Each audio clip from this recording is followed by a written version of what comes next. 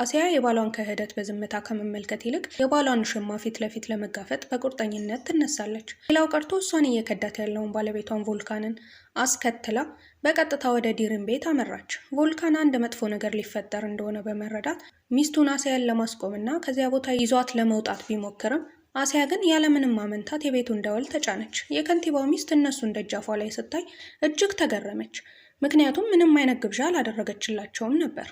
ሁኔታው ሳይበላሽ ቮልካን አሲያን ይዞ ለመሄድ ቢጣደፍም የቤቱ ባለቤት ከንቲባው ግን በደግነት ለሻይ ወደ ውስጥ ጋበዟቸው።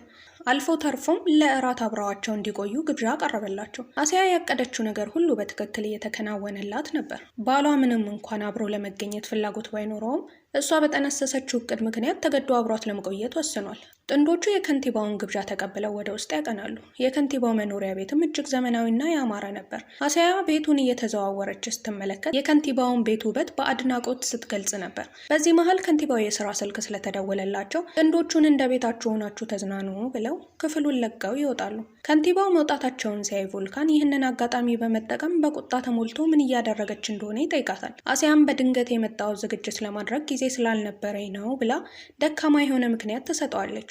በመቀጠል አሲያ በአቅራቢያው የነበረውን የዲሪንን ፎቶ ስታይ በማሾፍ እያየች ፎቶውን መሬት ላይ ጥላ እንዲሰባበር ታደርጋለች። ዲሪን በዚያ በኩል ስትሄድ ይህንን ሁሉ ሁኔታ ትመለከታለች። አሲያ ግን ምንም ሳትደነግጥ በረጋ መንፈስ ይቅርታ እየጠየቀች ድርጊቱን ግን ሆን ብላ እንዳደረገችው ትነግራታለች። በዚያው ምሽት ለእራት ግብዣው ሁሉም በምግብ ጠረጴዛ ዙሪያ ተሰባስበው ሳሉ አሲያ እሷና ባለቤቷ እንዴት እንደተገናኙና ስላላቸው የፍቅር ሁኔታ በዝርዝር ማውራት ጀመረች። ይህንን ሁሉ የምታደርገው ግን ሆን ብላ ዲሪንን ለማበሳጨት ሲሆን ታሪኩን በቀጥታ በዲሪን ፊት ለፊት በልበ ሙሉነት ተታረከው ነበር። ከዛም ሆን ብላ የባሏን እጅ አጥብቃ በመያዝ የቅርብ ግንኙነታቸውን ለማሳየት ሞከረች። ይህንን የተመለከተችው የከንቲባው ሚስት በሁለቱ ፍቅር በመደነቅ እንደዚህ ያሉ ደስተኛ ጥንዶች በመሆናቸው አደነቀቻቸው። ሆኖም ግን ዲሪን ይህንን ሁኔታ በማየት የንቀት ሳቅ ሳቀች። ዲሪን በሳቀችበት ቅጽበት አሲያ ወዲያውኑ በቁጣ ጮኸችባት። በአሲያ ድንገተኛ የባህሪ ለውጥ የተደናገጡት በጠረጴዛው ዙሪያ የነበሩ ሰዎች ሁሉ በትኩረት ይመለከቷት ጀመር። አሲያም ወዲያውኑኑ ስህተቷን አምና ይቅርታ የጠየቀች ሲሆን ከቅርብ ጊዜ ጀምሮ ከፍተኛ የአእምሮ ውጥረት ውስጥ እንደነበረች በማስረዳት ሁኔታውን ለማርገብ ሞከረች። የከንቲባው ሚስት ግን ነገሩ ግራ ስለገባት በጥንቃቄ ጥያቄዋን መሰንዘር ጀመረች። ጫናው በስራሽ ምክንያት ነው ብላ ጠየቀቻት። አሲያ ራሷን ለማረጋጋት ጥቂት ውሃ ጠጣች። ከዚያም በረጋ መንፈስ ነገር ግን በውስጧ ያለውን ቁጭት በግልጽ በሚያሳይ ሁኔታ ምክንያቱ ባሌ ስለከዳኝ ነው ማለትም ስለማገጠብኝ ነው ብላ ሚስጥሩን ነገረቻት። በዚህ ወቅት በክፍሉ ውስጥ የነበረው የደስታ ድባብ ወዲያውኑን ወደ ጸጥታና ወደ መሸማቀቅ ተቀየረ። ቮልካን በሁኔታው ክፉኛ ደንግጦና አፍሮ እሷን ጎትቶ ከክፍሉ ለማስወጣትና ንግግሯን ለማስቆም ሞከረ። አሲያ ግን ለማቆም ምንም ፍላጎት አልነበራትም። ይልቁንም ቁርጠኛ በመሆን ወደ ከንቲባውና ወደ ባለቤታቸው ዞረች። ይህን ገና የምታውቁ አይመስለኝም በማለት ንግግሯን የቀጠለችው አሲያ በመጨረሻ እሱ የከዳኝ ከእናንተ ልጅ ጋር ነው የሚል እጅግ አስደንጋጭ መርዷቸውን ነገረቻቸው።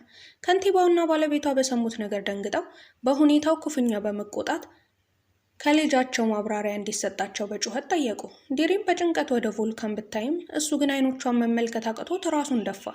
ከሁኔታቸው መረዳት እንደሚቻለው የተባለው ነገር ሁሉ እውነት መሆኑን በግልጽ ይታይ ነበር።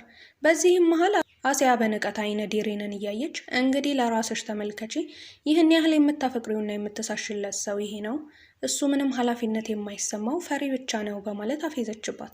ከፍተኛ ውርደት ተጋፍጣ ባለችበት ወቅት ሁኔታው ተባብሶ ከንቲባው ሁሉም ወዲያውኑኑ ለቀው እንዲወጡ ትዕዛዝ ያስተላልፋል።